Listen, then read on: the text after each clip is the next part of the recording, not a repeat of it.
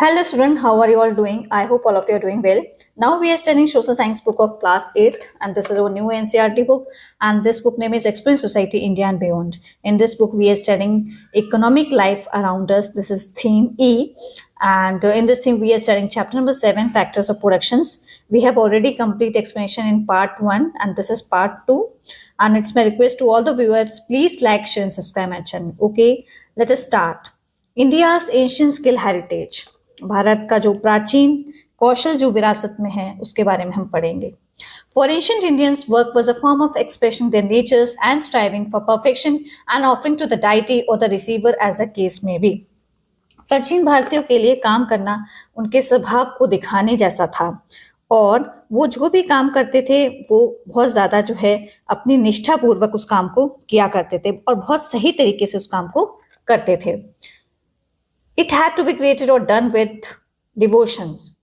और जो भी काम वो कर रहे थे वो इस तरीके से समझ रहे थे वो भगवान के लिए वो काम कर रहे हैं. अगर उन्हें काम मिल जाता था तो वो ये सोचते थे कि ये जो काम जो हमें प्राप्त हुआ है इसके लिए वो ये मानते थे कि भगवान ने हमारे ऊपर बहुत बड़ी भगवान ने हमें क्या है एक भेंट प्रदान कर दी है. इस तरीके से जो है वो काम को मानते थे. It had to be created और डन विद डिवोशंस. जैसे कि मैंने आपको अभी बताया था कि स्ट्राइविंग फॉर परफेक्शंस जो बताया था अभी, मतलब ये है कि वो जो भी काम करते थे उसे बहुत ज्यादा श्रद्धा से करते थे और भक्ति से करते थे और मेहनत से करते थे और निष्ठा पूर्वक जो है वो काम को किया करते थे. पूरे लगन के साथ पूरे समर्पण के साथ वो काम करते थे. द टूल्स और a type of technology used were worshipped. This tradition continues as Vishwakarma puja और अयोध्या पूजा. इसमें ये बोला है कि जो भी औजार वो यूज किया करते थे अपने काम में, जो औजार का इस्तेमाल करते थे उसको वो क्या मानते थे, उसको वो टेक्नोलॉजी मानते थे. उनकी भी वो पूजा करते थे. जब वो उनकी पूजा कर लेते थे उसके बाद उन औजारों का क्या करते थे वो यूज करते थे अपने काम में. ये एक परंपरा जो है वो चली आ रही है जिसको कि विश्वकर्मा पूजा भी माना जाता है और आयुध पूजा भी बोला जाता है. सो creating products involving a unique plan of कला, आर्ट एंड विद्या, नॉलेज. तो इस तरीके से जो है प्रोडक्ट्स को, वस्तु को बनाने में कला और विद्या दोनों को मिलाकर क्या किया जाता है, प्रयोग किया जाता है. Knowledge was passed on from generation to generation. आप देखेंगे जो ज्ञान है वो एक पीढ़ी से दूसरी पीढ़ी में क्या हो रहा है, स्थानांतरित हो रहा है. एक पीढ़ी से दूसरी पीढ़ी में पास ऑन हो रहा है. ठीक है. एंड ऑल्सो बिल्ट ऑन, और उस ज्ञान को और ज्यादा बेहतर बनाया जा रहा है. जैसे कि आपके जो पेरेंट्स हैं उनको जो है नॉलेज कहाँ से मिली, अपने एल्डर से मिली है. ठीक है. आपको जो नॉलेज मिल रही है वो आपको अपने पेरेंट्स से मिल रही है. तो इस तरीके से आप देखेंगे नॉलेज जो है वो एक जनरेशन से दूसरी जनरेशन जो है वो ट्रांसफर होती रहती है और उस ज्ञान को जो है और ज्यादा बेहतर बनाया जाता है. द शिल्प शास्त्र और ancient text that contain detailed design guidelines on sculptures. जो शिल्प शास्त्र है वो सबसे ज्यादा प्राचीन ग्रंथ माना जाता है इसको, और इसमें जो है बहुत ज्यादा गाइडलाइंस दी है स्कल्पचर के ऊपर, पेंटिंग्स के ऊपर, बिल्डिंग्स के ऊपर, वुडन आइटम्स के ऊपर एंड ज्वेलरी के ऊपर. स्कल्पचर्स क्या होते हैं, मूर्ति कला. ओके. और चित्र, पेंटिंग क्या होती है, कोई भी चित्र वगैरह बनाना, बिल्डिंग्स भवन बनाना या लकड़ी की कोई वस्तु बनाना. ज्वेलरी मीन्स जो हम लोग आभूषण इस्तेमाल करते हैं. तो शिल्प शास्त्र जो है एक पुराना ग्रंथ माना जाता है जिसमें मूर्ति, चित्र, भवन, लकड़ी के सामान और आभूषण बनाने के क्या दिए गए हैं, इसमें रूल्स दिए गए हैं, उनकी गाइडलाइंस दी गई हैं, उनके नियम दिए गए हैं. For example text on sculpture prescribe actual specification regarding postures, colours, measurements and proportions of figures. आप देखेंगे जो मूर्ति है, मूर्ति बनाने के लिए जो कुछ पुस्तकें होती हैं, तो मूर्ति बनाने के लिए कुछ पुस्तकों में सही मुद्रा और रंग और आकार और उनका माप, मतलब क्या रेशियो रखना है, किस रेशियो में बनाना है, तो उसको जो है स्पष्ट रूप से बताया गया है. ठीक है. कुछ ऐसे ग्रंथ हैं उनके अंदर बताया गया है. डोंट मिस आउट, एक इंपॉर्टेंट इंफॉर्मेशन है. Generation families of sculptures have work on constructing India's temple over centuries. आप देखेंगे पीढ़ी दर पीढ़ी के जो परिवार हैं वो मूर्तियां बनाते हुए आ रहे हैं. उन्होंने कई मंदिरों का निर्माण किया है कई सदियों से. They use their skills without expecting to see the finished outcome. वो क्या करते हैं, अपने कौशल से जो है निर्माण करते हैं, ठीक है, मंदिरों का. और जब वो उस मंदिर को तैयार भी कर लेते हैं या कुछ भी वो मूर्ति वगैरह बना लेते हैं तो वो उनको देखने का भी अवसर नहीं मिलता है. They pursue excellence, considering work as a worship by practicing regularly and learning new techniques. और वो जो भी अपने काम को वो क्या करते हैं, वो अपने काम को पूजा मानते हैं और अपना काम जो है, उनकी जो काम करने की जो कला है उसको अच्छा बनाने के लिए वो क्या करते हैं, लगातार जो है वो उसकी प्रैक्टिसेस करते रहते हैं, कंटिन्यू उसकी प्रैक्टिसेस करते हैं और न्यू टेक्नोलॉजी से क्या करते हैं, वो लोग उस चीज को सीखते भी हैं। Okay, stitch building. अब जो है ये जो कॉन्सेप्ट है, ये स्टिच बिल्डिंग के बारे में हम समझेंगे इसको। स्टिच बिल्डिंग जो है ये क्या है, जहाज बनाने की, सिले हुए जहाज बनाने की तकनीक है। पहले सब क्या होता था, जब यूरोपियंस भी नहीं आए थे तब हमारे यहाँ क्या होता था, जहाज को सिल के बनाया जाता था। ठीक है, Indians use a unique stitching technique dating back over 2000 years to make ships and boats which they used to conduct maritime trade and culture exchanges across the Indian Oceans. Bharat में लोग जो हैं 2007 पहले एक खास सिलाई टेक्निक से क्या करते थे, वो जहाज को बनाते थे। इन जहाजों में भारतीय समुद्र के रास्ते और सांस्कृतिक आदान प्रदान होता था, which they used to conduct maritime trade and culture exchange across the Indian Oceans. मतलब इसमें ये चीज बताई है कि जो भारतीय लोग थे वो समुद्र के रास्ते व्यापार किया करते थे और समुद्र के रास्ते क्या होता था, वो संस्कृति क्या होती थी, उनकी आदान प्रदान होती थी। ठीक है, this technique involve stitching wooden planks together using cord instead of nails. और एक तकनीकी आई, उस तकनीकी में उन्होंने क्या किया था, वो लोग क्या करते थे, लकड़ी की तख्तियों को कीलों से जोड़ने के बजाय वो लोग रस्सी से उन्होंने सिलना शुरू कर दिया था। रस्सी के कॉर्ड्स होते थे, कॉर्ड्स बोला जाता है, उनसे वो सिलते थे इसको। पहले वुडन प्लैंक से लकड़ी की तख्तियों से कीलों से जोड़ा जाता था, अब कीलों की बजाय उन्होंने क्या कर दिया था, रस्सियों को कॉर्ड से सीते थे। ओके, रस्सी मीन्स कॉर्ड्स, उनको सिल के जो है वो जहाज तैयार किया जाता था। Okay, which made them flexible and helped the ships navigate the Indian Ocean with ease. और इससे जो होता था, जहाज बहुत ज्यादा लचीले बनते थे और समुद्र में आसानी से चल पाते थे। ओके, ये फिगर है 7.9, फिगर 7.9 आप देख सकते हैं। Recreation of 5th century stitch ship, किस तरीके से जो है द्वारा से जो है 5th सेंचुरी में क्या हो रहा था कि स्टिच करके शिप को तैयार किया जा रहा था। सिले हुए जहाज बनाने की तकनीकों को क्या किया था, वापस लाया गया था।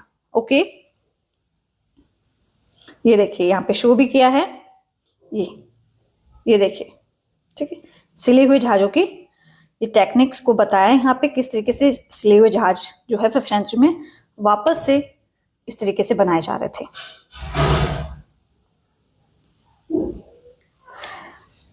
Let's explore.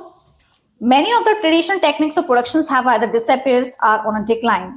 बहुत सारी पुरानी जो हमारी परंपराएं की जो तकनीकी हुआ करते थे किसी भी प्रोडक्शन को करने के लिए, किसी भी उत्पाद को करने के लिए, किसी भी वस्तु को बनाने के लिए, वो अब क्या हो गई हैं, वो बिल्कुल ही गायब हो गई हैं, लुप्त हो गई हैं और खत्म ही हो गई हैं। For example, the stitching of ships saw a severe decline after the arrival of Europeans in the Indian Ocean in 16th century. जैसे कि इन्होंने एग्जांपल्स दिया है यहाँ पे कि शिप की सिलाई स्टिचिंग की करके जहाज को तैयार किया जाता था, अब वो बिल्कुल ही खत्म हो गई जब यूरोपियंस इंडियन ओशन के अंदर आए थे 16th सेंचुरी के दौरान। तो उससे पहले क्या होता था कि जहाजों को सिल के तैयार किया जाता था। अब ये जो टेक्निक्स है ये बिल्कुल ही खत्म हो चुकी हैं, इस तरीके से अब जहाज को नहीं प्रिपेयर किया जाता है। This technique is now used for small fishing boats. अब जो है छोटे छोटे जो मछली पकड़ने वाली बोट होती हैं उनमें स्टिचिंग टेक्निक्स का यूज किया जा रहा है। Why do you think the use of indigenous techniques has declined? अब इसमें ये चीज बोली है कि जो इंडिजिनियस टेक्निक्स है, जो हमारे देश की खुद की जो तकनीकी हुआ करती थी, वो भी अब क्यों खत्म हो गई है। Discuss in the class. तो इस तरीके के टॉपिक्स को आपको अपने क्लासमेट्स के साथ या आपको ग्रुप बना के जो है क्लास में डिस्कस करना है, या आप अपने टीचर से भी पूछ सकते हैं। Find out some techniques and products from your regions that showcase human effort and skill. Explain briefly using drawings and text in the class. तो कुछ टेक्निक्स हैं और कुछ टेक्निक्स के बारे में आपको पता लगाना है, कुछ प्रोडक्ट्स के बारे में जो आपके ही एरिया में होता हो, और उसमें ह्यूमन एफर्ट्स को भी दिखाया गया कि ये जो प्रोडक्ट जो बना है ये इंसानों के प्रयास से बना है, उनके कौशल से बना है। स्किल मीन्स होता है कौशल। Explain briefly using drawings, and आप ड्राइंग्स के थ्रू जो है इस जो टेक्निक्स को ह्यूमन एफर्ट और स्किल से तैयार कर सकते हैं। ड्राइंग के थ्रू आप दिखा सकते हैं, और या किसी टेक्स्ट में आप क्लास में हैं इस चीज को पढ़ भी सकते, समझ सकते हैं ऐसी टेक्निक्स के बारे में। अब हम लोग जो है कैपिटल के बारे में समझेंगे। कैपिटल क्या होता है? कैपिटल को हिंदी में कहते हैं पूंजी। Okay, Business also require capital that comprises monetary resources and durable assets like machinery, tools, equipments, vehicles, vending carts, computers, shops, factories, office buildings, etc. कोई भी जब हम बिजनेस स्टार्ट करते हैं या कोई भी व्यवसाय जब हम उसको मतलब कि कोई भी व्यवसाय अगर आपको स्टार्ट करना है तो पहली चीज है आपके पास पूंजी की बहुत जरूरत होती है। आपके मतलब व्यवसाय चलाने के लिए आपको पूंजी की जरूरत तो पड़ेगी ही पड़ेगी, उसके बिना जो है व्यवसाय नहीं स्टार्ट हो सकता। तो पूंजी में क्या क्या चीजें आ जाती हैं, कैपिटल जिसको हम बोलते हैं, तो उसमें आपका पैसा आ जाता है, मनी हो गया आपका, ठीक है। क्या क्या रिसोर्सेज होते हैं, मॉनिटरी रिसोर्सेज हो गए, पैसा, मशीनें हो गई जिसको हम ड्यूरेबल एसेट्स बोल रहे हैं यहाँ पे, टूल्स हो गए, औजार हो गए, इक्विपमेंट हो गए, ठीक है, और व्हीकल्स हो गए, वाहन की जरूरत पड़ती है, वेंडिंग कार्ड्स हो गए, दुकानें की जरूरत पड़ती है, कंप्यूटर्स की जरूरत पड़ती है, कैप शॉप्स की जरूरत पड़ती है, और बड़ी बड़ी फैक्ट्रीज की जरूरत पड़ती है, ऑफिस की जरूरत पड़ती है, ठीक है। तभी जाके जो है आप अपना बिजनेस कर सकते हैं। तो बिजनेस के लिए हमें पूंजी के तौर पे क्या क्या चीजें जरूरत पड़ती हैं, मॉनिटरी रिसोर्सेस जिनको हम बोलते हैं पैसा, ड्यूरेबल एसेट्स जिनको मशीन ने बताया, मशीन के टूल्स इक्विपमेंट्स हो गए, vehicles, vending cards, computer, shops, factories, office buildings for the day to day operations, जो आपको डे टू डे ऑपरेशंस करने पड़ते हैं। मतलब जो आप कोई भी काम करेंगे तो ये चीजें आपको इनकी जरूरत तो पड़ेगी पड़ेगी। Just as Ratna would have required money to take the land on lease, but buy the furniture and kitchen equipment. जिस तरीके से हमने एक एग्जाम्पल पढ़ा था रत्ना का कि उसने एक होटल जो है वो हाईवे पे खोला था, तो जब उसने ये बिजनेस स्टार्ट किया होगा तो उसको भी तो पैसे की जरूरत पड़ी होगी, तब जाके तो उसने ये बिजनेस अपना स्टार्ट किया होगा। उसको उसके लिए पैसा भी चाहिए होगा, जिसको हम बोलते हैं मॉनिटरी रिसोर्सेज, पैसा हो गया उसके लिए। उसको लैंड भी चाहिए होगी जो उसने मतलब कि पैसे से खरीदी हो या किराए पे ली हो, land on lease. Buy the furniture, उसने फर्नीचर खरीदा होगा, किचन के इक्विपमेंट्स खरीदे होंगे। These are also called capital. तो ये सारी चीजें जो हैं, जो उसने अपने बिजनेस स्टार्ट किया था उसमें ये सब चीजें उसने यूज की हैं, उसी को कैपिटल बोला जाता है। और हिंदी में कैपिटल क्या बोला जाता है, पूंजी। Okay, money plus human made resources that are used to produce goods and services. अब मैं आपको एक साधारण तरीके से आपको बता देती हूँ कि कैपिटल क्या होता है। पैसे और मानव निर्मित संसाधन मिलकर क्या कहलाते हैं, किसी भी प्रोडक्शन कोई भी प्रोडक्शन आप कर रहे हैं तो जिस उसमें आपका पैसा इस्तेमाल हो रहा है, उसमें आपके ह्यूमन रिसोर्सेज यूज हो रहे हैं जिसको मानव निर्मित संसाधन बोला जाता है, वही पूंजी कहलाती है। ओके, किसी भी वस्तु और सेवा आप प्रदान कर रहे हैं और उसको मतलब बनाने के लिए, तो उसके लिए जो आपने पैसे और मानव निर्मित संसाधन का इस्तेमाल किया है उसी को कैपिटल बोला जाता है। Okay, capital is essential to manufacturing unit or a service sector enterprise, but where to business get the capital? अगर आपको कोई भी बिजनेस स्टार्ट करना है, हो सकता है वो बिजनेस आपको मान लो फैक्ट्री खोलनी है या फिर आपको कोई व्यवसाय चलाना है, ठीक है।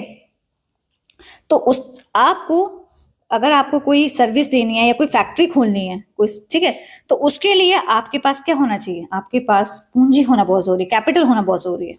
Okay, but where do business get the capital? लेकिन व्यवसाय चलाने के लिए पूंजी कहाँ से लाते हैं, ये आपको समझना बहुत जरूरी है। ये कॉन्सेप्ट, आप बिजनेस स्टार्ट कर रहे हैं, आपको मालूम है कि आपको बिजनेस चलाने के लिए पूंजी की जरूरत पड़ेगी, तो वो पूंजी कहाँ से आएगी, अभी उसी कॉन्सेप्ट के बारे में हम आगे टॉपिक में समझेंगे। Okay, generally personal savings, family and friends are the first source of funds and support for individual when they start a business.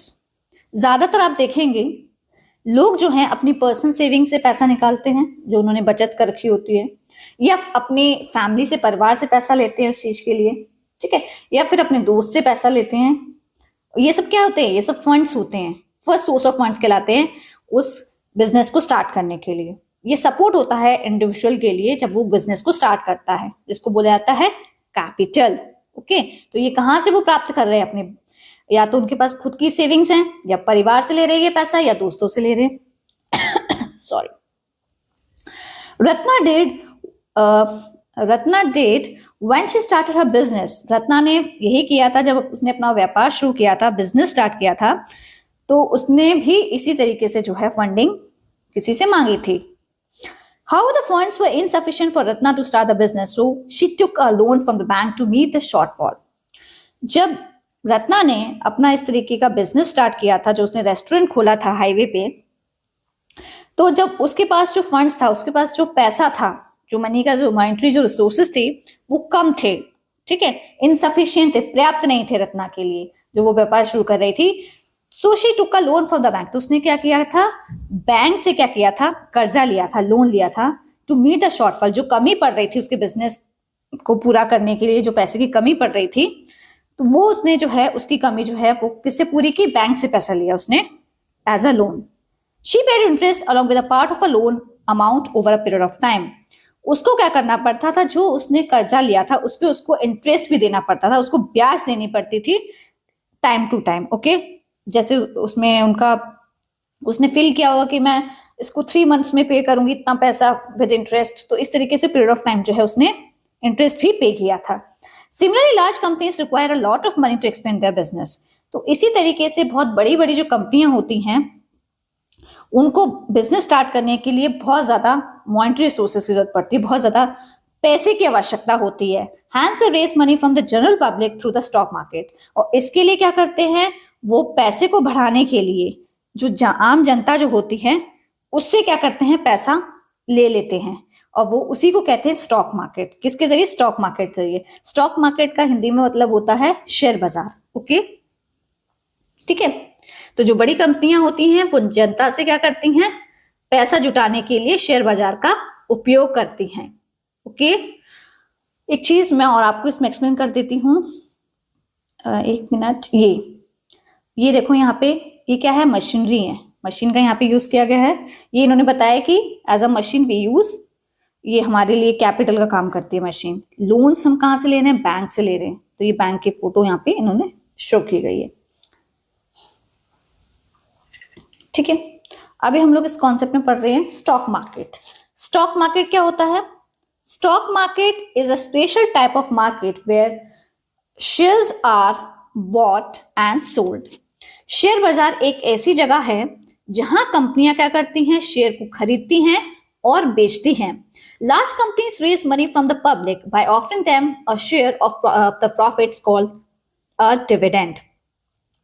कंपनियां क्या करती हैं, शेयर को बेचकर क्या करती हैं, शेयर को बेच देती हैं। जब उनको फायदा होता है तो वो क्या करती है, जो बड़ी बड़ी कंपनियां होती हैं लोगों से लाभ लेती हैं, तो जब उन्हें फायदा होता है तो वो कुछ हिस्सा जो है वो पब्लिक को देती हैं, और उससे क्या होता है, कंपनी जो है की जो है वो पूंजी बन जाती है। उसी को डिविडेंड क्या होता है, जो शेयर, जो कंपनी को जो पैसे का मुनाफा होता है उसमें से जो पैसा वो पब्लिक को देती है, जिन्होंने शेयर मार्केट में अपना पैसा लगाया, उसी को बोला जाता है डिविडेंड, ओके, ठीक है। समझ आ गया आपको डिविडेंड क्या होता है। Large company raise money from the public, वो जो बड़ी बड़ी कंपनियां होती है लोगों से पैसा लेती है, जनता से पैसा जुटाती हैं, फिर उन्हें उसे जो पब्लिक होती है एज अ प्रॉफिट उनको भी पैसा देती हैं, उसी को हम लोग डिविडेंड बोलते हैं। In other words, big business can raise money और financial capital through such a market and can sell shares of the business. तो बड़े बड़े बिजनेसमैन क्या करते हैं, इस तरीके से पैसों को बढ़ाते हैं, फाइनेंशियल कैपिटल लगाते हैं मार्केट के अंदर, सेल्स को जो शेयर्स होते हैं उनको बेचते हैं बिजनेस के अंदर, और इस तरीके से उनको मुनाफा होता है। सेम थिंग, वही चीज जो मैंने भी आपको अभी आगे एक्सप्लेन की। और आप स्टॉक मार्केट के बारे में जो है, इसका जो एग्जिट मैकेनिज्म है, इसके बारे में आप जो आगे क्लासेस हैं उसमें समझोगे। यहाँ पे कुछ टर्म्स हैं, उसको हम लोग पहले देख लेते हैं। This is the term, first term is interest. Interest क्या होता है, ब्याज। The amount of money paid by the borrower of a loan to the lender for using the money for a specific time. जो पैसा हमने लिया है उस पे हमें कुछ क्या करना पड़ता है, लोन लिया है ना, जो हमने पैसा उधार लिया है, कहीं से भी हो सकता है, वो पैसा आपने किसी अपने फ्रेंड से लिया हो, तो वो ये कह रहा हो कि मैं आपको पैसा तो दे दूंगा लेकिन आपको उसके साथ मुझे ब्याज देना पड़ेगा, उसी को इंटरेस्ट बोला जाता है। जो पैसा आपने लिया है तो उस पे वो सेट कर देता है कि इस पे मैं 1% ब्याज लूंगा या 2% ब्याज लूंगा, तो उसको जब आप एक स्पेसिफिक टाइम पे जब चुकाते हैं उसी को इंटरेस्ट बोला जाता है, ओके। डिविडेंड क्या होता है, an amount of money paid regularly by a company to its shareholders out of its profits. मतलब जिससे कंपनी ने पैसा लगवाया था, जनता से जो पैसा लगवाया था, पैसे लिया था कंपनी में, जब उसने शेयर्स को खरीदा और बेचा था, तो जब कंपनी को मुनाफा होता है और उस मुनाफे को जब वो अपने शेयर होल्डर्स को देता है, जिन्होंने शेयर मतलब कि अपने पैसा लगाया था कंपनी के अंदर, उनको जब देता है, इट मीन्स पब्लिक, तो उसी को डिविडेंड बोला था, उसी अमाउंट को हम लोग डिविडेंड बोलते हैं। Let's explore, identify factory in your region, find out how much capital may have been invested in the construction of the factory. एक फैक्ट्री जो है आपको अपने रीजन में पता करनी है और उसके बारे में आपको डिटेल स्टडी करनी है कि उसमें कितना कैपिटल, उन्होंने कितना कैपिटल लगाया, उसमें कितना पैसा खर्च किया, कितना उन्होंने मशीनरी का यूज किया, तो जितने भी रिसोर्सेज हैं जो भी उन्होंने इसमें लगाए हैं, तो उसके बारे में पूरा स्टडी करना है। जब वो फैक्ट्री का निर्माण किया गया था उस टाइम पे, What kinds of equipment does the factory use to create its finished product? किस तरीके के इक्विपमेंट्स का उन्होंने यूज किया था जब फैक्ट्री ने प्रोडक्ट्स को बना के बिल्कुल तैयार कर दिया था, तो उसके बारे में डिस्कशन दिया गया है। ये आपको क्लास में डिस्कस करना है क्वेश्चन। Okay, entrepreneurship. एंटरप्रेन्योरशिप क्या होता है? एंटरप्रेन्योरशिप को हिंदी में कहते हैं उद्यमिता। ओके, उद्यमिता कौन होता है? जो व्यवसाय को शुरू कर रहा है, ठीक है, उसको हम उद्यमिता कहते हैं। Entrepreneurship means starting your own business or creating something new to solve a problem. Entrepreneurship का मतलब होता है अपना व्यवसाय शुरू करना या कोई नई समस्या समाधान बनाना जो किसी समस्या का हल करे। ओके, कोई भी प्रॉब्लम है उससे क्या करना है, आपको प्रॉब्लम को सॉल्व करना है उस समाधान से। An entrepreneur is a person. Entrepreneur वो व्यक्ति होता है जिसको हिंदी में उद्यमिता बोला जाता है। ये वह व्यक्ति होता है जो नया काम शुरू करता है। Okay, who comes up with an idea, takes risks, gathers other factors of productions and work hard to make their startup idea. तो एंटरप्रेन्योर क्या होता है? एंटरप्रेन्योर वो व्यक्ति होता है जो कोई नया विचार लेके आता है, ठीक है, और रिस्क भी उठाता है। टेक्स रिस्क मीन्स अपनी जान भी जोखिम में डाल देता है कि उसको पता नहीं है कि अगर मैंने ये बिजनेस स्टार्ट किया है, he she does not know whether he will receive profit or loss from it. Okay, तो उत्पादन के लिए आवश्यक सभी चीजें वो इकट्ठी करता है। जो भी चीजें उसको प्रोडक्शन में यूज होनी है, तो वो सारी चीजों को इकट्ठा करता है, सभी चीजें इकट्ठी करता है और अपनी नई कंपनी को सफल बनाने के लिए मेहनत बहुत करता है वो, ठीक है। जैसे इसमें बताया ना, गैदर्स अदर फैक्टर्स, मैंने आपको बताया कि वो प्रोडक्शन को करने के लिए सभी चीजें इकट्ठी करता है और अपनी नई कंपनी को सफल बनाने के लिए मेहनत करता है। Work hard to make up the startup idea successful. Okay, An entrepreneur's vision for solving a problem helps bring innovative products and services to a market that benefits society and the nation. जो entrepreneur होता है ना, वो समस्या को solve करता है, नई नई तकनीक से क्या करता है, वो प्रोडक्ट्स को बनाता है, किसी समस्या को वो हल करने के लिए क्या करता है, नई आइडिया लेके आता है अपने मन में। बाजार में जो नई नई तकनीकी का यूज हो रहा है, वो इस तरीके से क्या करता है, अपने प्रोडक्शन को ग्रो करता है। Okay, and services to the market that benefit society and nation, जिससे कि इस तरीके से वो प्रोडक्शन और सर्विसेज देता है कि जिससे कि समाज को भी फायदा हो और राष्ट्र को भी फायदा हो। At the same time they also create job opportunities and support livelihood. जो एंटरप्रेन्योरशिप है, एंटरप्रेन्योर जो है, ये व्यक्ति क्या करता है, इस तरीके से जब अपना काम करता है, बिजनेस स्टार्ट करता है, तो वो क्या करता है, लोगों को, अब उसने कोई फैक्ट्री खोली है तो उसमें काम करने के लिए लोग चाहिए, तो काम करने के लिए क्या लोग चाहिए, तो लोगों को क्या मिलता है, एम्प्लॉयमेंट मिलता है, लोगों को नौकरियां का अवसर प्रदान करता है, ठीक है। और फिर इस तरीके से जो है लोगों की जो है अपना वो लाइवलीहुड चलाते हैं, क्योंकि जब वो काम करते हैं उन्हें वहां वेतन मिलता है, इस तरीके से उनकी भी आजीविका चलती है। In return, at the same time, they also create job opportunities and support livelihood. In return, they drive a deep sense of satisfaction from seeing their dreams become reality and serving the people. और इस तरीके से जब वो लोगों को jobs देते हैं और उनका भी जीवन आजीविका का एक साधन बन जाता है, तो उससे उनको बहुत ज्यादा संतुष्टि होती है कि उन लोगों के सपने भी क्या हो रहे हैं, पूरे हो रहे हैं, ठीक है। उन्हें भी क्या मिल रहा है, उन्हें भी फायदा हो रहा है, उन्हें भी काम से लाभ मिल रहा है और उनकी भी जीविका चल रही है, इससे उन्हें बहुत बड़ी संतुष्टि मिलती है।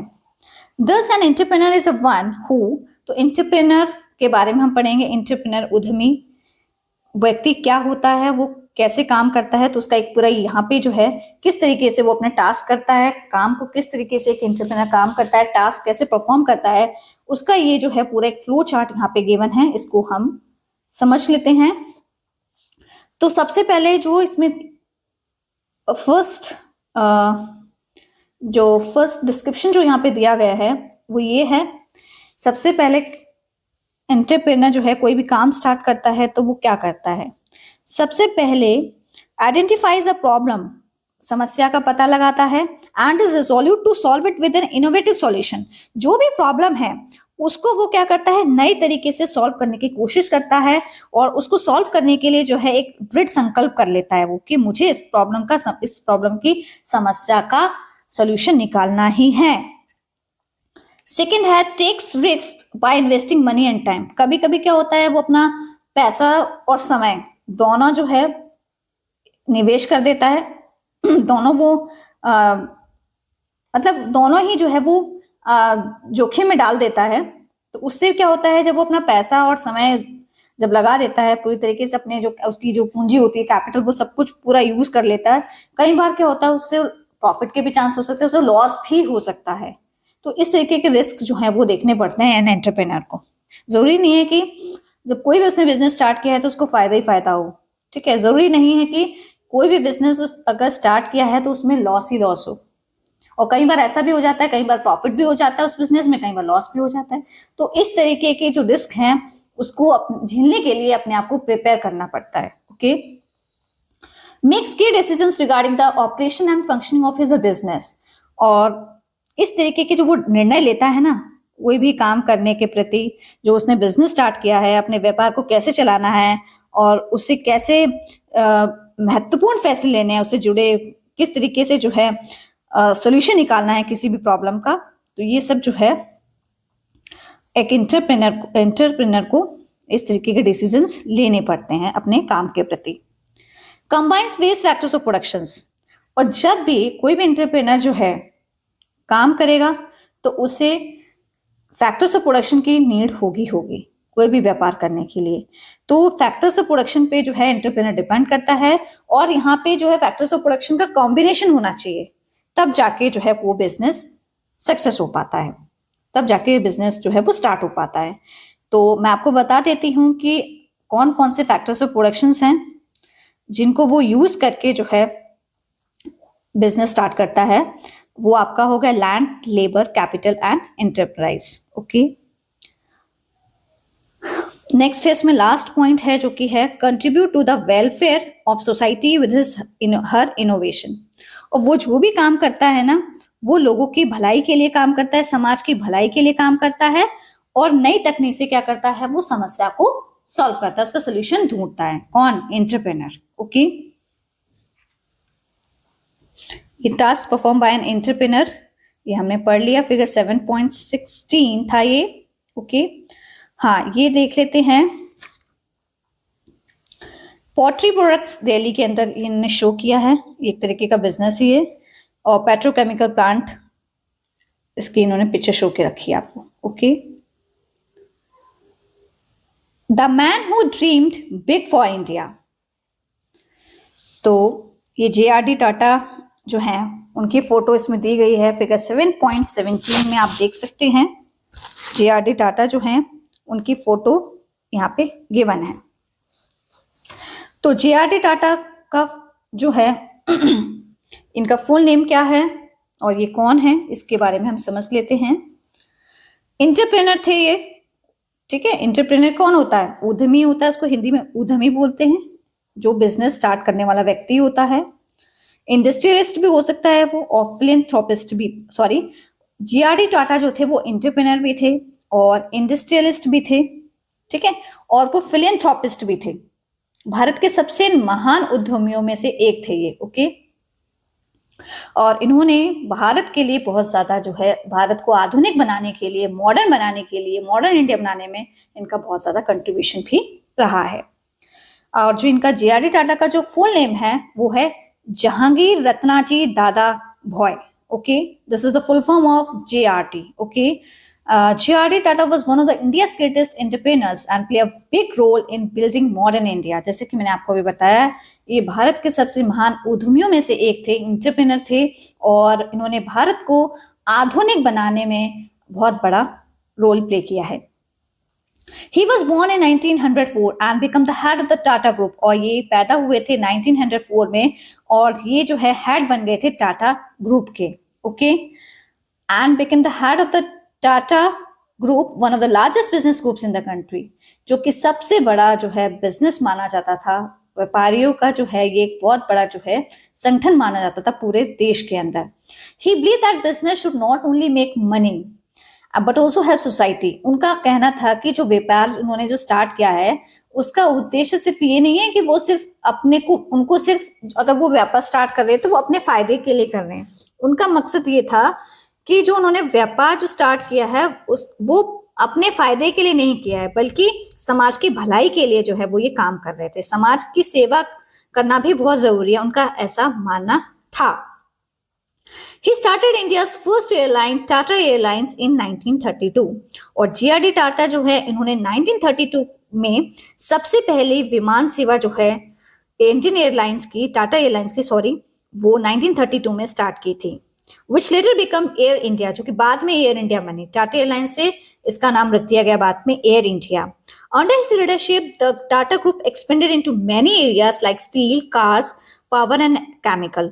बाद में क्या हुआ, इसका जो नेतृत्व है, इसकी जो लीडरशिप है जो है वो टाटा ग्रुप के हाथों में आ गई, और उन्होंने क्या किया, बहुत सारे एरियाज में एक्सपेंड करना शुरू कर दिया. अपने जो उनका ये जो वो एंटरप्रेन्योर थे, उसके बाद उन्होंने क्या किया, कई क्षेत्रों में अपना काम जो है वो विस्तार से करना शुरू कर दिया था. जैसे कि स्टील्स में काम करना शुरू किया, स्टील फैक्ट्री में, कार की फैक्ट्री में, पावर के लिए, केमिकल के लिए उन्होंने जो है काम करना इन क्षेत्रों में शुरू कर दिया था. J.R.D. Tata was also known for caring about his workers and believe in providing them with good working condition. और J.R.D. टाटा जो थे, उन्होंने जिस एटमॉस्फेयर में वर्कर्स को रखा था काम करने के लिए, तो उसके लिए वो बहुत ज्यादा जो है, मतलब मेरा कहने का मतलब यहाँ पे ये है कि उनकी भी परवाह की थी उन्होंने वर्कर्स की. ऐसा नहीं था कि वर्कर्स को जो कंडीशन प्रोवाइड की थी काम करने के लिए वो अच्छी नहीं थी, उसका भी उन्होंने बहुत ज्यादा ध्यान रखा था कि जो वर्कर्स काम कर रहे हैं उनके अंडर में उनकी भी अच्छी तरीके से देखभाल की जाए, उनको अच्छा एनवायरनमेंट दिया जाए, और उनको जो वेतन है वो भी अच्छा दिया जाए. तो इस चीज का भी उन्होंने बहुत ज्यादा ध्यान रखा था कि इन्होंने J.R.D. टाटा ने. He was a man of vision, hard work and honesty. ये ऐसे व्यक्ति थे जिन्होंने जो है अपने कर्मचारियों की चिंता की और उन्हें अच्छे कामकाज करने की हालत देने के लिए वो जाने जाते थे. और उनको ऐसा मानना है कि ये जो व्यक्ति हैं मैन ऑफ विजन है, उन्होंने बहुत ज्यादा कठिनाई से जो है और ईमानदारी से जो है अपना काम किया था. इन 1992 ही रिसीव द भारत रत्न, और 1992 में उन्हें भारत का सर्वोच्च सम्मान भारत रत्न से सम्मानित किया था, that is India's highest civilian award, और for his great service to the nation, क्योंकि उन्होंने भारत देश के लिए जो है बहुत बड़ी जो है सेवा प्रदान की थी. ओके,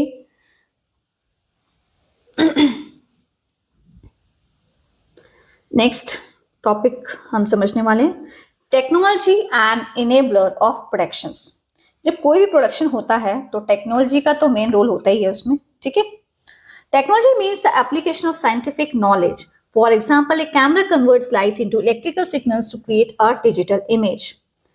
टेक्नोलॉजी का मतलब है विज्ञान के ज्ञान का उपयोग. ओके, जैसे कि इसमें एक एग्जांपल दिया है कि camera converts light into electrical signals to create a digital image. जैसे कि कैमरा रोशनी को इलेक्ट्रिकल सिग्नल में बदलकर तस्वीर बनाता है, उसी तरीके से क्या होता है, हम लोग क्या करते हैं, प्रोडक्शन करते हैं. Any production related activity uses some form of technology. जब कोई भी प्रोडक्शन जब हम करते हैं तो उसमें कुछ किसी न किसी तरीके से जो है वो टेक्नोलॉजी का यूज होता है, टेक्निक का क्या आता है, यूज किया जाता है, तब जाके वो प्रोडक्शन तैयार होता है. Some early forms of technology have existed since ancient times are still in use today. आज भी आप देखेंगे जिस तरीके की टेक्नोलॉजी आज हम लोग यूज कर रहे हैं, और जो पुराने समय में जो टेक्नोलॉजी यूज की जाती थी उनका भी आज भी उन टेक्नोलॉजी को यूज किया जाता है, जो प्राचीन समय में यूज की जाते थे, जो एंशिएंट टाइम्स में यूज किए जाते थे। Today, newer and advanced technological developments are applied in various areas, making our lives easier. आज भी आप देखेंगे जो नई नई तकनीक है और एडवांस टेक्नोलॉजिकल डेवलपमेंट्स हैं, उन्नत तकनीकें हैं, ठीक है, वो भी बहुत सारे क्षेत्र में जो है उन्होंने काम को बहुत ज्यादा आसान बना दिया है। For example, payments can be made at the click of a button through UPI, जिसको यूपीआई का फुल फॉर्म यहाँ पे दिया गया यूनिफाइड पेमेंट इंटरफेस। जैसे कि आपको मालूम है, आज हम यूपीआई से एक क्लिक से क्या करते हैं, अपना पेमेंट कर देते हैं, ठीक है। Farmers can get advance weather updates, और किसानों को पहले से क्या मिल जाती है, मौसम की जानकारी मिल जाती है, because of technology. Okay, this is possible because of technological development, advance technological developments. Okay, global positioning system, जिसको जीपीएस बोला जाता है, can discover the shortest routes for transporting goods and so on. GPS के through क्या किया है, छोटे छोटे इस तरीके के रूट्स ढूंढ लिए गए हैं, जो गुड्स भेजा जा रहा है तो वो शॉर्टेस्ट रूट्स के थ्रू जो है उस जगह से जिस जगह पे वो गुड्स को पहुंचाना है वहां पे इजीली पहुंचाया जा सके कम समय में। ओके, तो ये सब चीजें जो है पॉसिबल हो पाई हैं because of advance technological development. Okay, इससे जो है लाइफ बहुत ज्यादा इजी हो गई है। Okay, drone spraying fertilizers to improve crop health. आप देख सकते हैं किस तरीके से ड्रोन्स जो हैं वो फर्टिलाइजर को क्रॉप को हेल्दी रखने के लिए, क्रॉप जो है वो खराब ना हो जाए तो उन पे फर्टिलाइजर छिड़के जा रहे हैं, ठीक है। सेकेंड देख लीजिए figure 7.19, robots assisting in surgical process. किस तरीके से रॉबोट्स जो हैं हेल्प कर रहे हैं सर्जिकल प्रोसेसेस में। Have you noticed how old technology get replaced by a new better one? क्या कभी आपने इस तरीके से देखा है कि जो पुरानी टेक्नोलॉजी है उसको न्यू से क्या किया गया है, रिप्लेस किया गया है, ठीक है। आप पुरानी तकनीक की जगह आज भी जो है हम नई और बेहतर तकनीकें का यूज कर रहे हैं। This process make it easier for people and business to get things done and improve how they work. तो ये इस प्रोसेस से क्या हो गया है, जो भी काम है या जो भी बिजनेस है वो लोगों के लिए बहुत आसान हो गया है। जो चीजें हम कर रहे हैं उनमें बहुत ज्यादा सुधार आ रहा है। Okay, for example, instead of sending letter by post we now use email to communicate with people quickly and at a lower cost. पहले हम लोग क्या करते थे, चिट्ठियां भेजते थे। आज हम क्या करते हैं, मैसेज भेजने के लिए क्या करते हैं, हम लोग आजकल ईमेल का यूज करते हैं। तो तुरंत ईमेल से क्या होता है, मैसेज पहुंच जाता है, और वो भी बहुत कम पैसे में और बहुत जल्दी। However, remember that technological process does not always mean replacing old technologies. Some like pulleys and wheelbarrows are still in use. इसका मतलब इसमें बोला गया है कि अगर टेक्नोलॉजिकल प्रोग्रेस हो गया है, नई नई तकनीकें आ चुकी हैं, तो इसका मतलब ये नहीं है कि जो पुरानी ओल्ड टेक्नोलॉजीज हैं उनका जो यूज है वो बिल्कुल ही खत्म हो गया है। आज भी आप देखेंगे जैसे कि पुलीज हैं और व्हील बैरोस हैं, जैसे ठेला वगैरह होते हैं, आज भी इनका उपयोग किया जाता है। ओके, कुछ पुरानी तकनीकें हैं वो आज भी जो है आप देखेंगे इनका भी डे टू डे लाइफ में यूज किया जा रहा है। वो एकदम लुप्त नहीं हो गई, वो एकदम खत्म नहीं हो गई हैं जो पुरानी कुछ तकनीकें हैं नई तकनीकों के आने से। और नई तकनीक जब आई हैं तो उससे लोगों और व्यवसाय हैं उनका जो काम है वो बहुत आसान हो गया और तेजी से काम हो रहा है। ओके, इसमें शो की गई है पिक्चर व्हील बैरो की, उसको हम लोग देख लेते हैं। व्हील बैरो क्या होता है। ओ माय गॉड, ये देखिए आप लोग, मैं अभी शो करती हूँ बहुत जल्दी। हाँ, ये पिक्चर आप देख सकते हैं, ये व्हील बैरो की पिक्चर है ऑन अ कंस्ट्रक्शन साइट्स। देखो आज भी इसका यूज किया जाता है, कहीं भी आप कंस्ट्रक्शन का काम हो रहा हो तो आज भी इस व्हील बैरो का यूज किया जाता है। पुली यूज इन अ बोट, किस तरीके से पुली का जो है बोट में यूज किया जा रहा है, यहाँ पे शो किया है। Now let's look at examples how technology is helping students learn, build new skills and find jobs. अब हम उन एग्जांपल्स की स्टडी करेंगे कि किस तरीके से टेक्नोलॉजी जो है बच्चों के लिए बहुत ज्यादा हेल्पफुल रही है किसी भी कॉन्सेप्ट को समझने में, कोई भी नया कौशल सीखने में और नौकरियां पाने में। किस टेक्नोलॉजी का क्या रोल है उसके बारे में हम इसमें समझेंगे। Technology paving the way for assessing knowledge, skills and job opportunities. आप देख सकते हैं टेक्नोलॉजी किस तरीके से टेक्नोलॉजी ने अपना रास्ता खोज लिया है ज्ञान तक पहुंचने का, कौशल तक पहुंचने का और लोगों को नौकरी के अवसर प्रदान करने का। A variety of online courses are available to students through government platforms like Swayam Study Web for active learning for young inspiring minds, which offer courses for grade 9 onwards and operates on massive open online courses MOOCs through which learners can explore subjects like robotics, aquaculture, textile printing and so on that are free of cost. आज आप देखेंगे आज technology ने जो है online courses available कराती हैं बच्चों के लिए। कुछ गवर्नमेंट प्लेटफॉर्म्स हैं, वेबसाइट्स हैं, जैसे कि स्वयं ये गवर्नमेंट वेबसाइट है जिसको बोला था study webs for active learning for young expiring minds. इसमें जो कोर्सेज दिए गए हैं वो क्लास 9th से लेके आप मैसिव ओपन ऑनलाइन कोर्सेज ले सकते हैं जहां तक भी आपको पढ़ाई करनी है।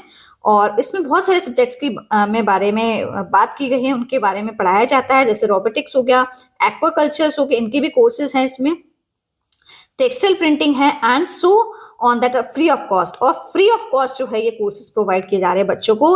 आज बच्चे जो है बच्चों को एक जगह से दूसरी जगह नहीं जाना, घर बैठे ही वो टेक्नोलॉजी की हेल्प से जो है इन कोर्सेज को परचेज कर सकते, परचेज नहीं सॉरी, ये तो फ्री प्रोवाइडेड है। अगर कोई प्राइवेटली अपना कोर्स बेच रहा है तो वो आपको परचेस करना पड़ेगा, ये नहीं करना पड़ेगा। तो आप घर बैठे ही ये जो है आपको ये सुविधा मिल रही है ऑनलाइन कोर्सेज की।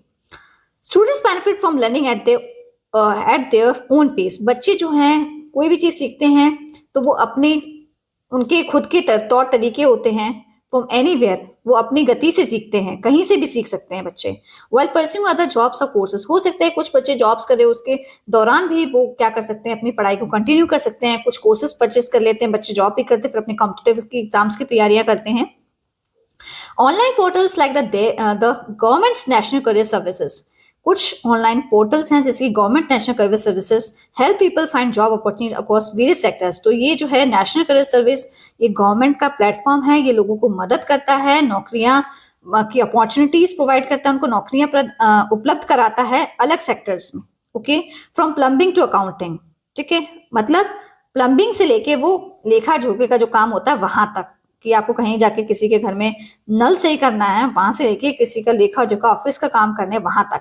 This is how technology has eliminated geographical barriers allowing people access to knowledge. और किस तरीके से आप देख रहे हैं टेक्नोलॉजी ने जो है आज ज्योग्राफिकल बैरियर्स को बिल्कुल भी खत्म कर दिया है। कैसे खत्म कर दिया है? मान लीजिए कोई बच्चा वहां रह रहा है, हिली एरियाज में रह रहा है, और उसको भी भाई पढ़ाई करनी है, उसको भी इस तरीके की जो है तैयारी करनी है किसी कॉम्पिटिटिव एग्जाम्स की, तो उसको वो जो कोर्स है वो ऑनलाइन मिल रहा है। उसको भी एक जगह से दूसरी जगह जो है जो इस तरीके के साधन जो हैं वो उसके लिए भी अवेलेबल है। उसके लिए ये मतलब कि ऐसा नहीं है कि जो बच्चे हिली एरियाज में रह रहे हैं या वहां पे इस तरीके की फैसिलिटीज उपलब्ध नहीं है तो उनके लिए भी ये बहुत बड़ा साधन है, वो लोग भी इस चीज से वंचित नहीं है। ओके, तो इस टेक्नोलॉजी की वजह से जो है ज्योग्राफिकल बैरियर्स को बिल्कुल खत्म कर दिया गया है। Allowing people access to knowledge, और लोगों तक नॉलेज पहुंच रही है, कौशल का विकास हो रहा है लोगों में। एंड जॉब्स इन इंडिया, लोगों को जॉब्स मिल रही है भारत देश के अंदर और विदेशों में भी जॉब्स मिल रही है। The services to these online portals can be access through the following links. अगर आपको भी सर्विसेज चाहिए इस तरीके के ऑनलाइन पोर्टल्स के थ्रू, तो आपको जो है कुछ वेबसाइट्स के बारे में जानना बहुत जरूरी है, जिनके लिंक्स आपको यहाँ पे दिए गए। https /swayam government in, okay, https/www.ncs government in। तो इस तरीके के आपको ये वेबसाइट्स के लिंक शो किए गए हैं। ओके,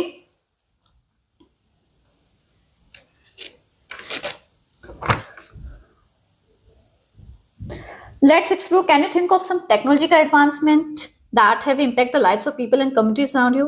क्या आप कुछ टेक्नोलॉजिकल एडवांसमेंट के बारे में सोच सकते हैं जो लोगों की लाइफ पे बहुत ज्यादा असर डाल रहे हैं और जो लोग रह रहे हैं समुदाय में उनके ऊपर भी? Talk to elders at home and in the neighbourhood about it. तो आप ये इस तरीके के जो कॉन्सेप्ट्स हैं टेक्नोलॉजिकल एडवांसमेंट के बारे में, किस तरीके से लोगों की जिंदगी प्रभाव डाल रहे हैं या समुदाय पर प्रभाव डाल रहे हैं आपके आसपास वाले एरिया में, तो इस टॉपिक के बारे में जो आप अपने बड़ों के साथ डिस्कस कर सकते हैं अपने घरों में, और आप अपने आस पड़ोस में भी डिस्कस कर सकते हैं।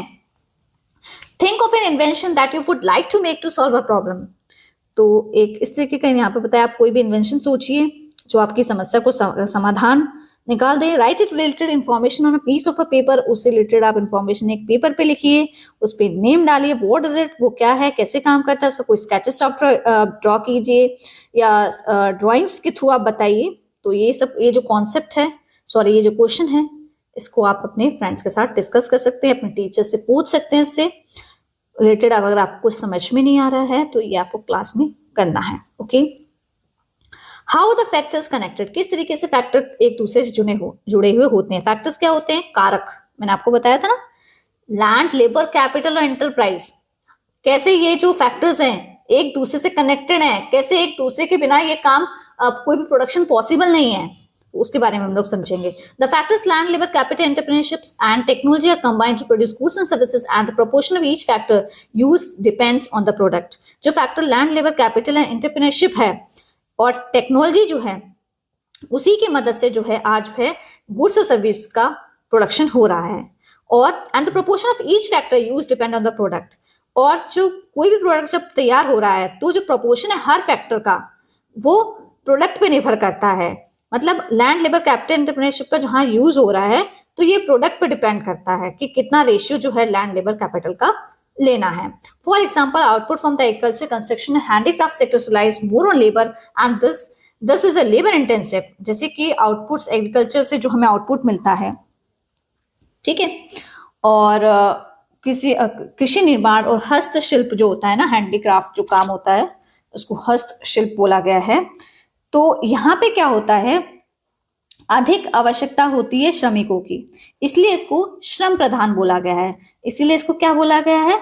इसीलिए इसको लेबर इंटेंसिव बोला गया है। while semiconductor chips or satellites require more capital specialized machinery and are capital intensive। और जिस तरीके से सेमीकंडक्टर चिप्स होती है ना, ठीक है, उसके लिए क्या किस चीज की जरूरत पड़ती है? ज्यादा से ज्यादा पूंजी की जरूरत पड़ती है। अब स्पेशलाइज्ड मशीनों की जरूरत पड़ती है, विशेष मशीनों की आवश्यकता होती है, इसलिए वे पूंजी प्रधान कहलाती हैं। इसलिए इनको क्या बोला था? Capital intensive. वहां पे हमने पढ़ा जहां लेबर की ज्यादा जरूरत होती है, जहाँ पे श्रम जो है ज्यादा लेबर को, दैट इज लेबर इंटेंसिव। जहाँ पे पूंजी की ज्यादा आवश्यकता होती है, दैट इज कॉल्ड मशीनरी का यूज होता है, that is called capital intensive. These factors are complement each other and are interconnected. ये सभी कारक एक दूसरे से जुड़े हुए हैं, आपस में एक दूसरे के ऊपर निर्भर करते हैं। In case of some missing और misuse factors, production can become inefficient और कैन बी हाल्टेड। अगर इनमें से कोई भी कारक जो है उसका गलत यूज हो जाता है या अनुपस्थित होता है तो इसका बहुत बड़ा उत्पादन पे, कोई भी प्रोडक्शन हम कर रहे हैं किसी भी गुड्स का, उस पर अप्रभावी हो सकता है या रुक भी सकता है और कैन बी हॉल्टेड। हालांकि कुछ मामलों में नई तकनीकी उपयोग के अनुपात और उत्पादन को बदला जा सकता है। हाउ इन सब cases new technology can change the proportion used in and output. इसमें ये बताया है कि जैसे कि कुछ अगर केस में क्या हुआ है, नई तकनीक का हम यूज कर लेते हैं तो जो उनका रेशियो जो है और उसका जो है रेशियो जो है हम बदल सकते हैं कुछ टेक्नोलॉजी का यूज करके, ठीक है। For instance, increase machine used in agriculture can lower dependence on labour. उदाहरण में इसमें समझाया है एक एग्जाम्पल लेके, जिस तरीके से किसान जो है खेती में मशीनों का ज्यादा से ज्यादा प्रयोग करता है, और तो जब किसान लोग जब ज्यादा से ज्यादा मशीनों का प्रयोग करते हैं तो जो लेबर वर्क है वो कम हो जाता है, ठीक है। Similarly 3D printing can help revive the dying art forms in textile by producing handloom products at a large scale to serve the market. और इसी तरीके से आप देखेंगे 3D जो प्रिंटिंग आई है, 3D प्रिंटिंग से क्या हुआ है, जो पहले की जो कलाएं होती थी वो फिर से जीवित हो गई, मतलब उनका यूज होने लग गया जो पहले नहीं हुआ करती थी। 3D प्रिंटिंग आई, उससे उसके द्वारा से वो चीज वापस आ गई और उत्पादन के साधन अलग अलग स्थानों पर उपलब्ध हो गए। The production inputs are available at different geographical locations. Business, जैसे कि मैंने बताया कि उत्पादन के लिए जो आवश्यक जो चीजें होती थी वो सभी साधन जो है आपको हर भौगोलिक स्थान पर उपलब्ध होते हैं अभी, okay. Business can procure them from these varied locations and combine the inputs to produce goods and services. आज जो है व्यापार जो है कोई भी व्यापार अगर वो स्टार्ट कर रहे हैं तो उसकी जो लोकेशन है और जो उसकी जो प्रोडक्शन के लिए जो भी हमें वस्तु और सेवाएं जो प्रदान करनी है वो पॉसिबल हैं। क्यों? किसकी वजह से? क्योंकि किसकी वजह से? ज्योग्राफिकल इंटरकनेक्टेड की वजह से। The geographical interconnection provides business with access to varied inputs. और इसी प्रकार जो भौगोलिक आपसी जुड़ाव है व्यवसाय को विभिन्न प्रकार से संसाधनों तक एक पहुंच हम दे पा रहे हैं। मतलब आज जो है जोग्राफिकल इंटरकनेक्टेड की वजह से क्या हो रहा है, कोई भी व्यवसाय हम स्टार्ट कर रहे हैं तो वहां सभी संसाधन पहुंच रहे हैं। How production activity sometimes face several supply chain challenges. कई बार क्या होता है, उत्पादन की जो गतिविधियां होती हैं कभी कभी वो एक गंभीर रूप धारण कर लेती हैं, जिस तरीके से कोविड-19 के टाइम पे आपने देखा होगा। अगर सप्लाई चेन अगर टूट जाएगी ना तो बहुत सारी प्रॉब्लम्स का सामना करना पड़ेगा। The supply chain is a network of individual organisation resources activities and technology that involve the production and sale of goods. Supply chain क्या है, ये एक श्रृंखला है, एक नेटवर्क होता है इंडिविजुअल का, ऑर्गेनाइजेशन का, रिसोर्सेज का, एक्टिविटीज का, टेक्नोलॉजी का, जो कि किसी वस्तु को उसका प्रोडक्शन करने में और उस वस्तु को बेचने में यूज होती है। ठीक है, अगर ये सप्लाई चेन में अगर रुकावट आ जाती है तो उत्पादन रुक जाएगा, प्रोडक्शन रुक जाएगा, जैसे कि कोविड-19 के समय में हुआ था। When a disruption in the supply chain occurs, जैसे कि यहाँ पे बताया है कि डिस्ट्रप्शन अगर आ जाता है सप्लाई चेन के अंदर due to relying on sources from far places instead of local output inputs, it resulted in a hard in the production process as we the case during the COVID-19 pandemic के दौरान आपने देखा था कि किस तरीके से जो है ये जो सप्लाई चेन जो है उसमें बाधाएं आई थी, तो जो प्रोडक्शन है वो रुक गया था और ये कोविड-19 के समय पे देखा गया था। सप्लाई चेन मेनली क्या है, वो सभी लोगों, संसाधनों और तकनीकों का एक पूरा जाल होता है। सभी लोग एक दूसरे से कनेक्टेड होते हैं जो उत्पादन और बिक्री में शामिल होते हैं। कोई भी प्रोडक्शन करते हैं ना, प्रोसेस किसी भी गुड्स का, तो उसमें ये लोग जो हैं इंक्लूडेड होते हैं। तो ये एक सप्लाई चेन इसी को बोलते हैं। ठीक है, और ये सप्लाई चेन जो है ये कोविड-19 के दौरान क्या थी, इसमें रुकावट आ गई थी। Don't miss out, India is the world second largest mobile phone manufacturer after China in 2025। Bharat जो है चीन के बाद मोबाइल फोन बनाने वाला दुनिया का दूसरा सबसे बड़ा देश है। Let's understand under these ideas through a flow chart depicting mobile phone manufacturing. किस तरीके से जो है मोबाइल फोन की मैन्युफैक्चरिंग की जाती है, उसका एक पूरा जो है यहाँ पे चार्ट जो है ये शो किया गया है, इसको हम समझ लेते हैं। स्टार्ट कैसे होता है, R&D team conceptualise new features. अनुसंधान की एक टीम होती है, वो नए फीचर्स की योजना बनाती है, उसके लिए एक्वायर करती है वो लैंड एंड सेटअप फैक्ट्री, जमीन लेकर फैक्ट्री बनाई जाती है। एक्वायर रॉ मटेरियल्स, कच्चा माल जुटाया जाता है, कच्चा माल पहुंचाया जाता है। Assemble components and install software, पुर्जे जोड़कर पूरा सॉफ्टवेयर डाला जाता है। डिस्ट्रीब्यूशन टू रिटेल स्टोर, फिर ये रिटेल स्टोर पे जो है ये सामान जो है भेजा जाता है, दुकान तक पहुंचाया जाता है। मास प्रोडक्शन पैकेजिंग, बड़े पैमाने पर क्या किया जाता है, उत्पादन को किया जाता है। ठीक है, और उनकी पैकिंग की जाती है। Test phone functionally quality and performance, इसमें ये बताया है कि किस तरीके से जो है जो मोबाइल फोन बनके तैयार हो गया तो उसकी गुणवत्ता और उसकी कार्य क्षमता को चेक किया जाता है। Okay, human effort is involved at every stage of productions to design, supervise and improve products and process. For example, teams of software, electrical and mechanical engineers along with project managers use their expertise to develop a product.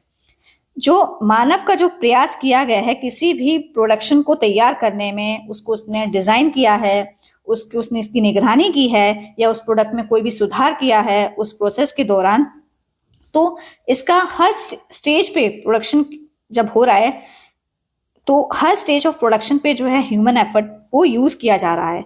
For example, teams of software, electrical, mechanical engineers along with project manager use their expertise to develop a product. कोई भी product जब तैयार किया जाता है तो team होती है सॉफ्टवेयर की, इलेक्ट्रिकल की, मैकेनिकल इंजीनियर्स की, प्रोजेक्ट मैनेजर्स जो है ये सब एक्सपर्ट्स होते हैं। ये कोई भी प्रोडक्ट जब उसका विकास किया जाता है उसको पूरा चेक करते हैं। The entrepreneur provides guidance on how resource should be use. तो जो एंटरप्रेन्योर होता है वो गाइड करता है कि किस तरीके से संसाधन को इस्तेमाल किया जाना चाहिए, रिसोर्सेज को। देन प्रोक्यूरिंग रिसोर्सेज लाइक, जैसे कि जो रिसोर्सेज हम यूज कर रहे हैं, land, factory, space, machinery and skilled workers require financial resources. तो उनके लिए फाइनेंशियल रिसोर्सेज का भी होना बहुत जरूरी है, मतलब पैसे। Together all these inputs are essential, सारे इनपुट्स मिला के ही जो है ये काम पॉसिबल हो पाता है। वर्किंग लाइक अ पजल, ये एक पजल की तरह काम करता है, जिस तरीके से working like puzzle piece to create the goods and services we rely on. ये पजल की पीसेस की तरह ही काम करता है जब हम किसी गुड्स और सर्विसेज को बनाते हैं, वी रिलाई ऑन, जिसके ऊपर हम विश्वास करते हैं। अभी ये हमारा एक लास्ट पेज है इस चैप्टर का, यही टॉपिक लास्ट है, बस उसके बाद जो है ये आपका चैप्टर जो है पूरा इसका एक्सप्लेनेशन जो है वो कंप्लीट हो जाएगा। तो इसको भी आज हम खत्म कर देते हैं। मुझे पता है ये वीडियो बहुत ज़्यादा लेंथी हो गई है, लेकिन अब थोड़ा सा कॉन्सेप्ट इसमें रह गया है, तो हम इसको खत्म ही कर देते हैं। इसमें थोड़ा सा कॉन्सेप्ट रह गया है। हाँ, responsibilities towards factors of productions. क्या रिस्पॉन्सिबिलिटीज हैं फैक्टर्स ऑफ प्रोडक्शन के प्रति, क्या जिम्मेदारियां हैं हम लोगों की। When we produce goods, we use natural sources like land, water and minerals. जब भी हम कोई भी गुड्स वस्तु का उत्पादन करते हैं तो हम उसमें प्राकृतिक संसाधन का इस्तेमाल करते हैं, जैसे कि लैंड हो गया, पानी हो गए और मिनरल्स हो गए। However, these resources are limited. हम जानते हैं ये संसाधन बहुत ज्यादा सीमित है and can be harm, और ये नुकसान भी पहुंचाते हैं if we are not careful, अगर हम सतर्क नहीं रहे तो। For example, in Tamil Nadu, many people earn money by working in leather factories. एक एग्जाम्पल दिया गया यहाँ पे। तमिलनाडु के अंदर एक फैक्ट्री है जिसमें लेदर की फैक्ट्री, जहाँ लोग काम करते हैं, वहां लोगों ने बहुत ज्यादा पैसा भी कमाया उस फैक्ट्री में काम करे। This helps the local economy, but the waste from this factories can pollute rivers and soil. और इससे क्या होता है, जो स्थानीय अर्थव्यवस्था होती है उसको बहुत ज्यादा मदद मिलती है, और इसका जो वेस्ट है वो कारखानों में जो क्या कहता है डाल दिया जाता है।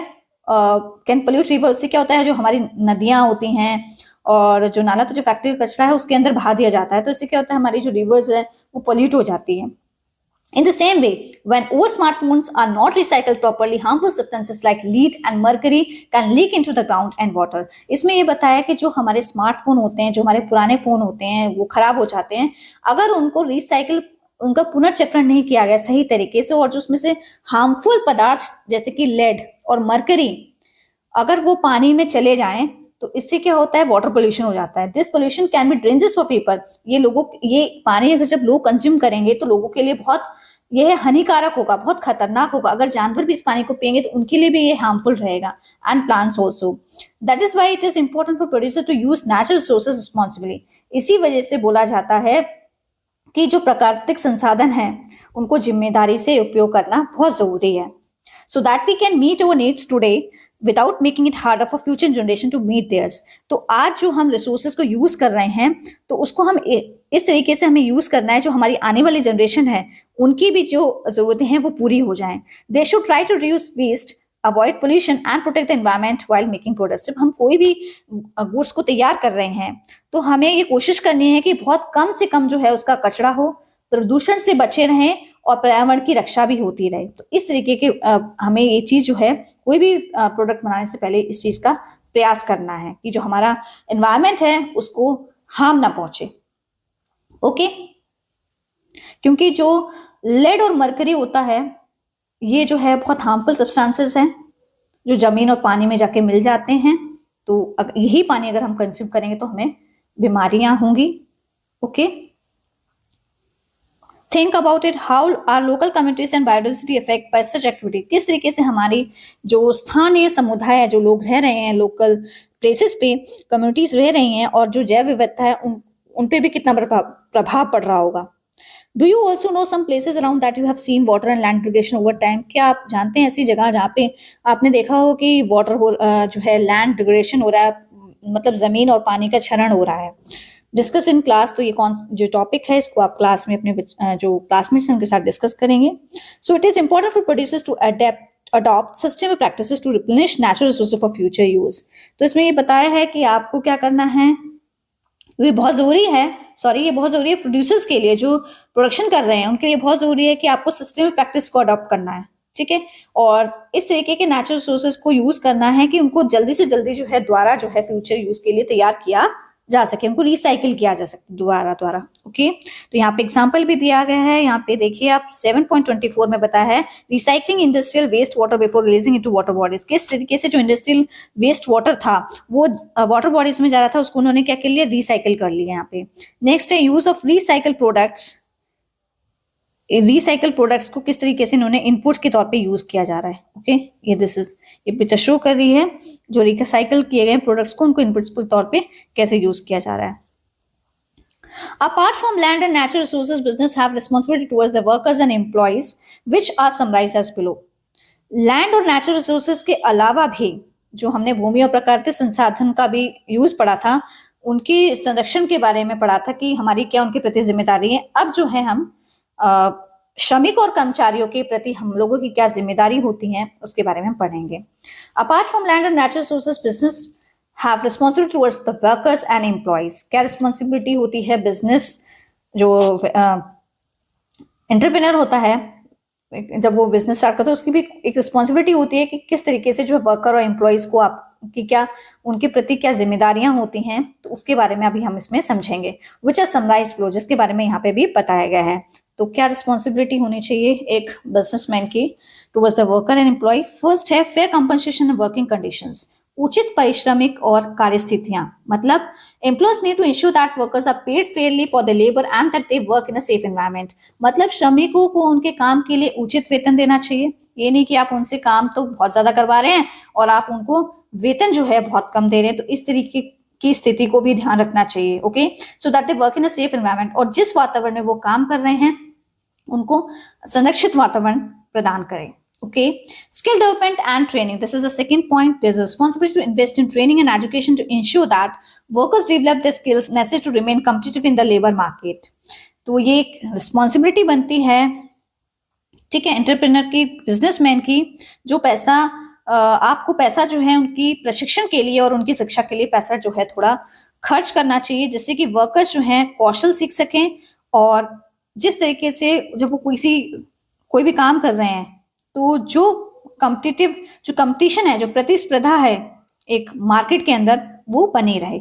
इस वजह से इनको स्किल डेवलपमेंट और ट्रेनिंग भी देना बहुत जरूरी है। तो this is a responsibility of businessman. Okay, work place rights and protections, laws and regulation for workers rights relating to the fair treatment.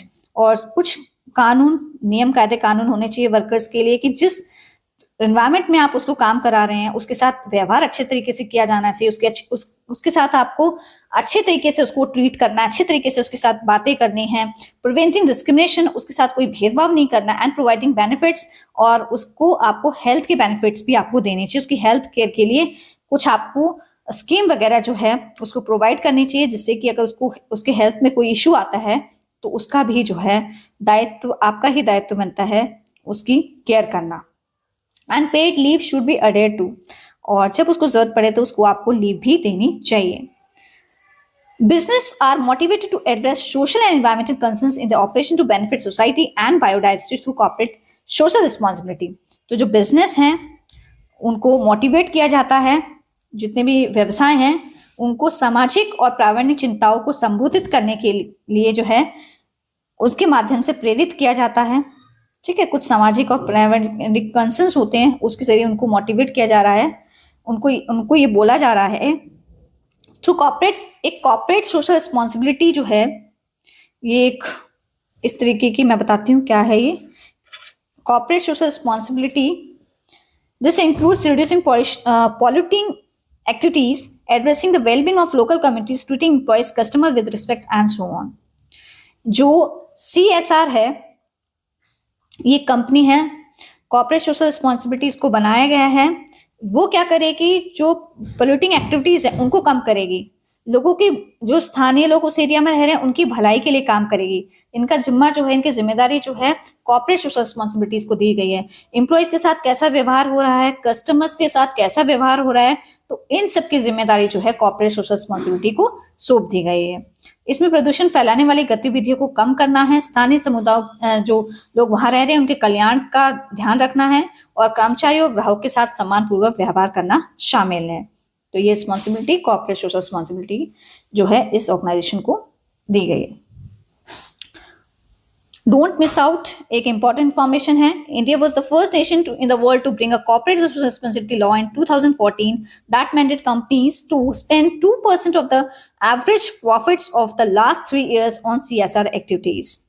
Bharat एक ऐसा देश बना पूरी दुनिया के अंदर जो कॉर्पोरेट सोशल रिस्पॉन्सिबिलिटी जो लॉ है उसको लाया गया 2014 के अंदर, और जितनी भी कंपनीज हैं उनको बोला गया कि आप जो है 2% जो है इसका, जो आपकी कंपनी का प्रॉफिट है वो आप क्या करेंगे। लास्ट 3 years से ये रूल्स जो है लागू हुआ है। CSR एक्टिविटीज जो होती हैं, जो कॉर्पोरेट सोशल रिस्पॉन्सिबिलिटी होती हैं और एक्टिविटीज होती हैं, उनके ऊपर आप ये पैसा खर्च करेंगे। जिसमें कंपनी को पिछले 3 वर्षों के औसत लाभ का 2 CSR मतलब 2% जो है CSR एक्टिविटीज पे पैसा खर्च करना पड़ेगा। कॉर्पोरेट सोशल रिस्पॉन्सिबिलिटी क्या है? ये एक एक्ट लाया गया है, ठीक है, इसके तहत एक कानून बनाया गया है, जैसे कि लोग जो हैं ये लोगों की भलाई के लिए काम कर रहे हैं कि लोगों को जो है एक अच्छा वातावरण मिल सके, लोगों के ऊपर कोई अत्याचार ना हो, उन्हें किसी भी तरीके से परेशानी ना हो। तो उनके लिए जो है कंपनी को ये मैंडेटरी कर दिया है कि आपको उन जो इस लॉ के थ्रू जो है लोगों की एक्टिविटीज पे भी ध्यान देना है।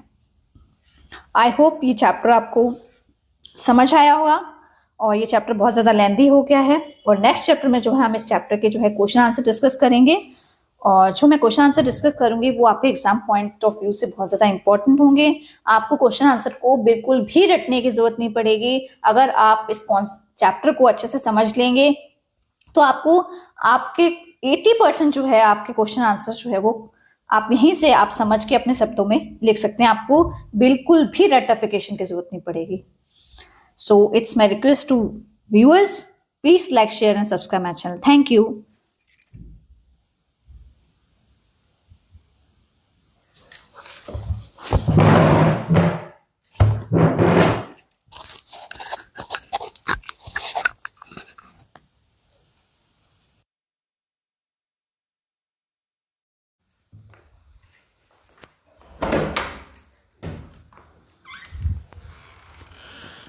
भाई ये तुम्हारी दुनिया है?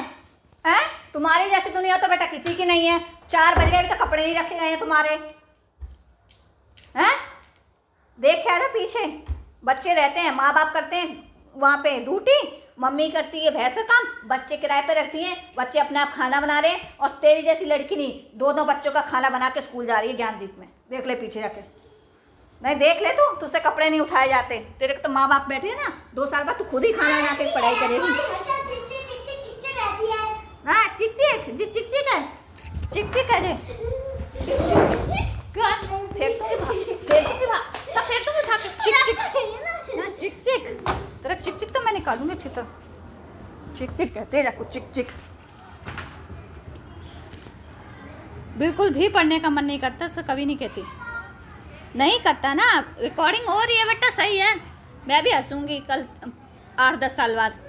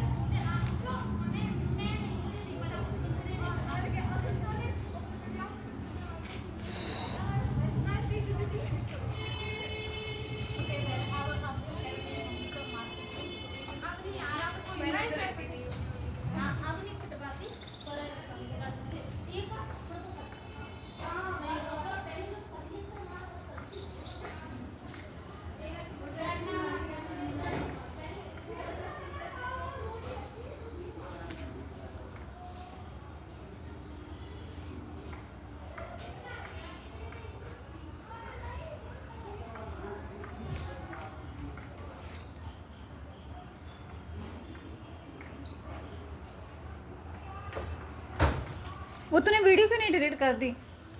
कर दे ना, जो तूने करी थी वो तो नहीं डिलीट हुई इसमें से बिल्कुल भी। कर दूँगी तो अभी कर देना भाई। मुझे क्या है वो न्यू, अच्छा पहले मुझे कंप्रेस कर दो उसको, जो डिलीट कर दे। नहीं पैसा ले ले वो बेटे। अरे तूने क्या कर दो, पैसा लगा दो। नहीं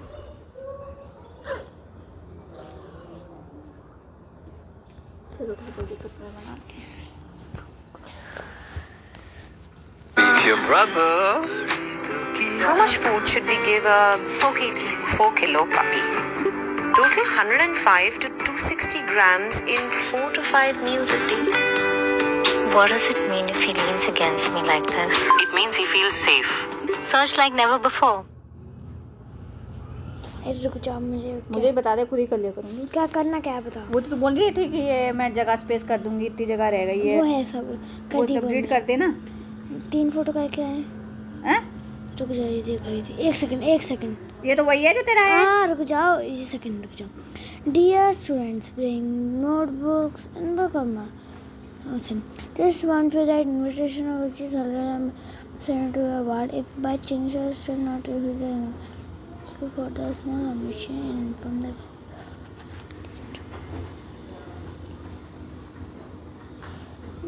to Dixon Karavangat Jevan Naganda to tell someone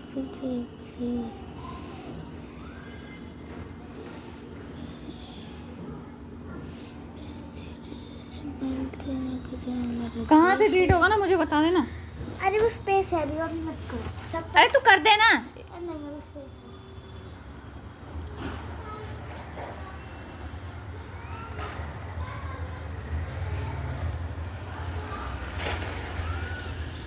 Radharaman Radharaman Radharaman. मुझे कहाँ पहुँच गई? एक चीज खाओगी? मैं कुछ नहीं खा रही।